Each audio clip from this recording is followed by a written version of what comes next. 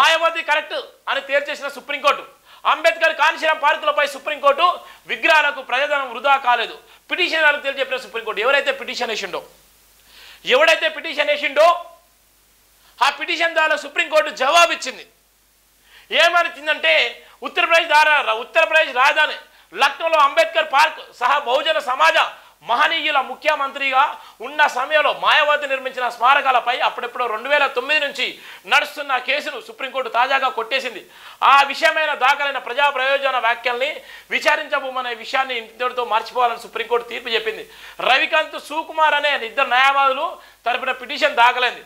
Justice B V Nagarathna, justice Shashichandra శర్మలతో కూడిన supreme ధర్మాసనం పిటిషన్పై స్పందిస్తూ ఈ అంశంపై ఇప్పటికే ఎన్నికల సంఘం మర్యాదలు జారీ చేసిందని మళ్ళీ కోర్టుకు రావాల్సిన అవసరం లేదని పేర్కొన్న నేపథ్యం ఉంది. ఇక వాళ్ళు ఇద్దరు అడ్వకేట్లు ఏమని వేసిల్లో కూడా మనం చెప్తాం. ఇక విషయం ఏంటంటే ఇక ప్రధానంగా 2008-10 మధ్యకాలంలో ఉత్తరప్రదేశ్ ముఖ్యమంత్రిగా మాయావతి ఉన్నప్పుడు రాష్ట్ర బడ్జెట్ నుండి 2,000 కోట్ల విగ్రహాల నిర్మాణానికి ఖర్చు చేశామని విమర్శలు వచ్చాయి.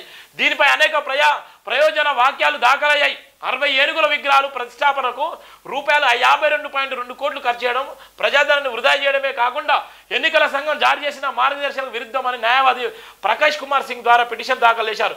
నిజానికి బడ్జెట్తో అంబేద్కర్ పార్క్ నిర్మించారా? వీరివే కాకుండా సావిత్రిబాయి పూలే, మహాత్మా పూలే, కాన్షీరాం పేరిట పార్కులు నిర్మించి వీటిపై కూడా అభ్యంతరాలు కూడా రావడం గమనార్హం. చూడండి ఎంత దారుణం ఉందో. ఎక్కడ పోతున్నా ఎడిపోతుంది. ఆమె చేసింది వాళ్ళ ఎవరి కోసం అంటే ఆ మహనీయుల కోసం. ఎవరి కోసం ఏ పార్టీ ఎక్కంజలు పుట్టిందంటే ఆ మహనీయుల అడుగుజాడలో పుట్టినటువంటి పార్టీ బీఎస్పీ పార్టీ. ఆమె సొంతంగా వాడుకున్నది ఏమీ లేదు. కానీ ఆమె మీద ఎంత ట్రోల్ చేసిరు.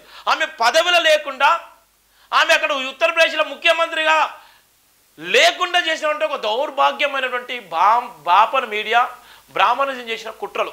ఇప్పటికీ అందుకోసమే బీఎస్పీ అక్కడ నిలబడలేకపోతుంది. ఎంత బాధాకరం అంటే ఇదే కేసును దృష్టిలో తీసుకొని 2010లో ముఖ్యమంత్రిగా ఉన్నటువంటి సమయంలో జరిగినటువంటి ఒక 2,000 కోట్ల రూపాయలు ప్రజాధనాన్ని వృధా చేసినటువంటి నేపథ్యంలో యూపీలో అనేకమంది ట్రోల్ చేసినటువంటి సందర్భాలు కూడా ఇవే ఉన్నాయి. ఇక కోర్టు ముందు మాయావతి ఏం చెప్పారన్నటువంటి నేపథ్యం కూడా మనం చూస్తున్నాం. ఏప్రిల్ 2, 2019 తన నిర్ణయాన్ని సమర్థిస్తూ కోర్టుకు తన వాదన వినిపించారు. మాయావతి బహుజన యోధుల స్మారకాలను ప్రజలు కోరుకుంటున్నారని, అందులో ఏనుగు బొమ్మలు బౌద్ధానికి సంబంధించినవని, అవి ఉండి తీరాలని, ఇక తన విగ్రహాలు కూడా ప్రజలు కోరుకుంటారని అవి ఉండి తీరాలని తెలిపారు. గతంలో కాంగ్రెస్ కూడా తమ నేతల విగ్రహాలు ఏర్పాటు చేసిందని కోర్టుకు తెలిపారు. దేశం మొదటి ప్రధానమంత్రి జవహర్లాల్ నెహ్రూ, మాజీ ప్రధాని ఇందిరాగాంధీ, రాజీవ్ గాంధీ, నరసింహరావు విగ్రహాలు దేశవ్యాప్తంగా ఉన్నాయి అని ఆమె ఏం చేసి గుర్తు చేసింది. ఇక తాజాగా కోర్టు తన వాదన వినిపించారు.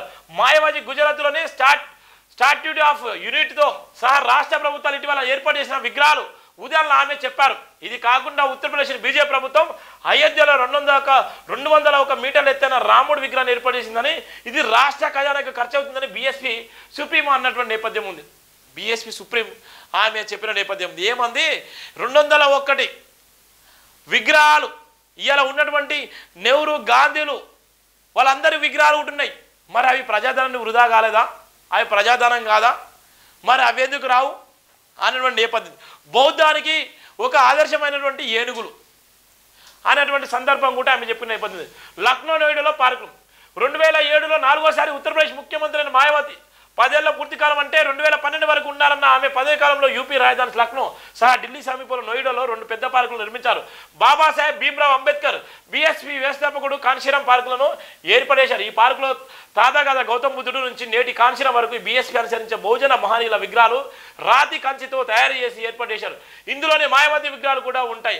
అలాగే ఏనుగు బొమ్మలు కూడా అత్యధికంగా ఉన్నటువంటి నేపథ్యం ఉంది.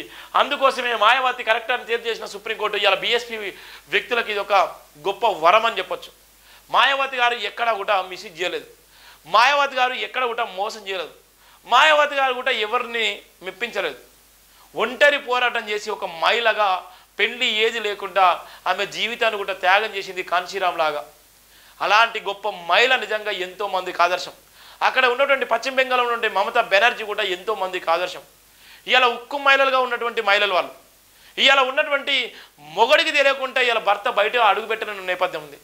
ఇవాళ ఒక చదువు చదవాలన్నా ఇవాళ చదవలేని నేపథ్యంలో ఒక మహిళకు రక్షణ ఉన్నటువంటి కుటుంబం కూడా ఉన్న నేపథ్యం. అలాంటి ఏ కుటుంబాలు లేకున్నా ఇవాళ ఈ సమాజంలో ఈ ఉన్నటువంటి మగ పురుషులతో పాటు వాళ్ళు పోటీపడి ఇవాళ సమాజంలో వాళ్ళకు ఒక ప్రత్యేక గుర్తింపు తెచ్చుకున్నారంటే ఇది నిజంగా మాయావతి గారి గొప్పతనం అని చెప్పొచ్చు.